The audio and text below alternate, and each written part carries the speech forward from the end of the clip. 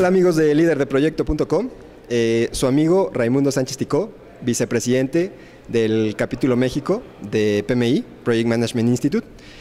Y en esta ocasión vamos a platicar, gracias por la invitación a la gente de líderdeproyecto.com, y en esta ocasión vamos a platicar acerca del tema de las mejores prácticas de cómo ejecutar la estrategia basándose en proyectos, ¿sí?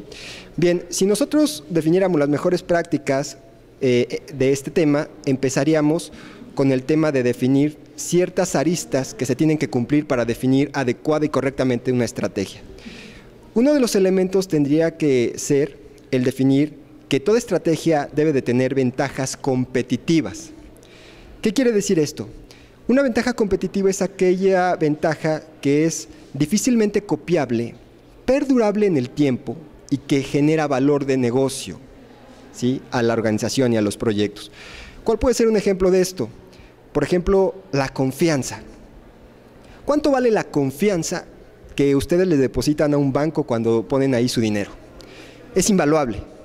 Las ventajas competitivas se basan en elementos que son difícilmente cuantificables, ¿sí? Por lo tanto, los hacen ser únicos para sus clientes y sus segmentos de mercado, ¿sí? Algo único, algo especial, con lo que ustedes se pueden diferenciar en el mercado, ¿sí? Esa es una ventaja competitiva, ¿sí? Otro elemento que debe de tener el plan estratégico, la estrategia de una organización, debe de tener un entorno social. ¿Cómo se compromete con un entorno social? A esto se le conoce como valor compartido. ¿Qué quiere decir esto? El valor compartido es aquella misión social que tenga la estrategia, ¿sí? Por ejemplo, antes la misión de Nestlé era crear productos alimenticios. Cuando Nestlé cambia su estrategia con valor compartido a una estructura social y cambia la misión a que sea generar productos de nutrición o cubrir elementos de nutrición, pues entonces está cambiando todos los paradigmas de cuáles serían los proyectos que se tendrían que gestionar y que iniciar en Nestlé como empresa. Los valores compartidos o share value, ¿sí?, generan este tipo de innovaciones en las estrategias y en los proyectos de la organización.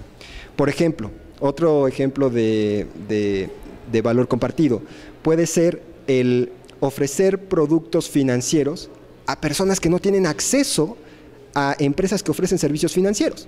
Si ustedes abren una empresa que ofrece servicios financieros a personas que ya tienen acceso a servicios financieros, pues entonces están entrando en un mercado penetrado, un mercado saturado. A eso se le conoce commodity de producto. Pero si ustedes abren servicios financieros a personas que no tienen acceso a servicios financieros, ¿sí?, entonces ustedes están cubriendo ahí posiblemente una estructura o una necesidad de nutrición, de vivienda, de personas de escasos recursos, pero generando dinero, que es una de las características del valor compartido, de share value, ¿sí? Entonces, estos elementos deben de estar compuestos en una estrategia. También se tiene que definir una estrategia de qué es lo que se va a hacer y qué es lo que no se va a hacer. Esto también es muy importante, porque al saber qué es lo que no se va a hacer, nosotros nos podemos focalizar, ¿sí? Cuando nosotros nos focalizamos, es más fácil cambiar de ruta, ¿sí? Entonces, estos elementos deben de estar muy bien compaginados para poder definir la estrategia adecuada en una organización o en un departamento. Cuando nosotros tenemos este nivel sólido, entonces sí nos podemos cuestionar cómo vamos a ejecutar los proyectos cubriendo esta estrategia.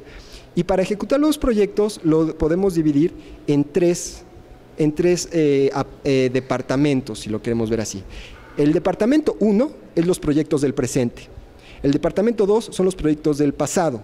Y el departamento 3 son los proyectos del futuro. Si nosotros nos ponemos a preguntar cuáles son los proyectos estratégicos, podríamos decir que son los proyectos del departamento 3 y del departamento 2, ¿sí? ¿Qué pasa con los proyectos del departamento 1? ¿Son importantes? ¿sí? O sea, los del presente. ¿Son importantes? Sí, son importantes. ¿Son relevantes? Sí, son relevantes. ¿Son estratégicos? No son estratégicos. ¿Por qué? Porque están resolviendo problemas del presente, problemas de arreglar la casa, problemas que en este momento tenemos, ¿sí? ¿Qué pasa con los proyectos del Departamento 2? ¿Sí? Los proyectos del pasado. La misión o el propósito de los proyectos del pasado es olvidar selectivamente el pasado.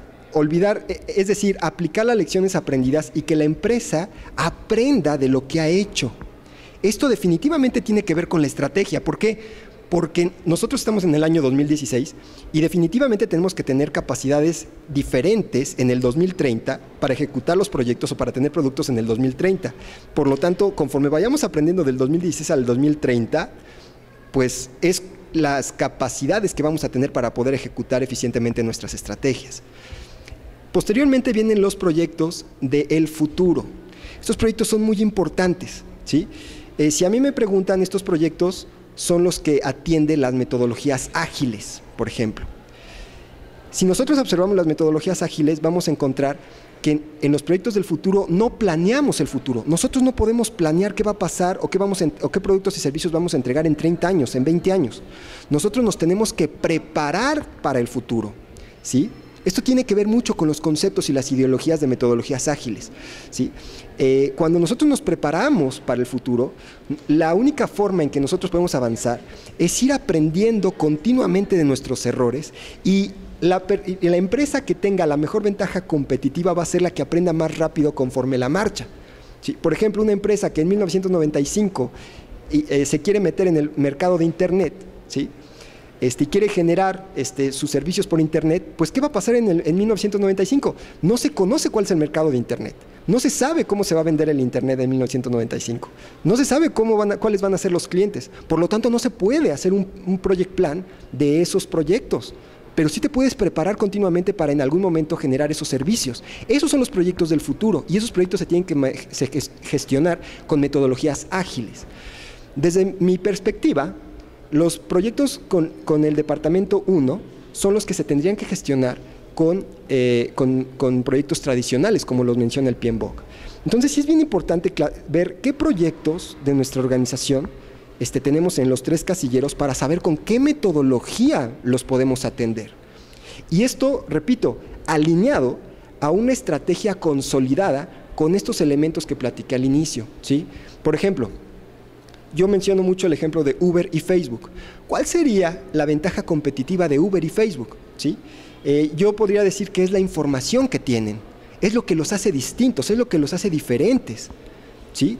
¿Cuánto vale, ¿sí?, para la esposa de alguno de ustedes la información que les dan todos los días en un Uber, por ejemplo?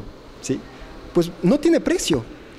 O está comprobado que en Facebook lo que una persona postea en Facebook es lo que quiere, es lo que va a comprar. Esa información es poder y ese poder se puede transmitir a las empresas. Esa es una ventaja competitiva, es algo que los hace distintos. No es si nosotros nos organizamos y hacemos una empresa como Facebook, la diferencia competitiva va a ser la información que tiene Facebook respecto a la información que nosotros podríamos tener, ¿sí? Entonces, si nosotros enfocamos nuestras estrategias en tener ventajas únicas, ¿sí?, algo que sea especial para nosotros, para los clientes, ¿sí?, que atienda estas necesidades sociales. Por ejemplo, en el tema de necesidades sociales, hoy en día está muy enfocado a los mercados emergentes. Por ejemplo, India, China, ¿sí?, son macromercados con microconsumidores, ¿sí? ¿Cómo no puede entrar un producto en China, el mismo producto en Estados Unidos que en China, por ejemplo? Hay que innovar. Y esto lo vamos a hacer en base a una misión social, ¿sí? Entonces, bueno, pues les agradezco mucho la oportunidad de este comentario y bueno, quedo a sus órdenes, su amigo Raimundo Sánchez Ticó, vicepresidente del Capítulo México. Muchas gracias.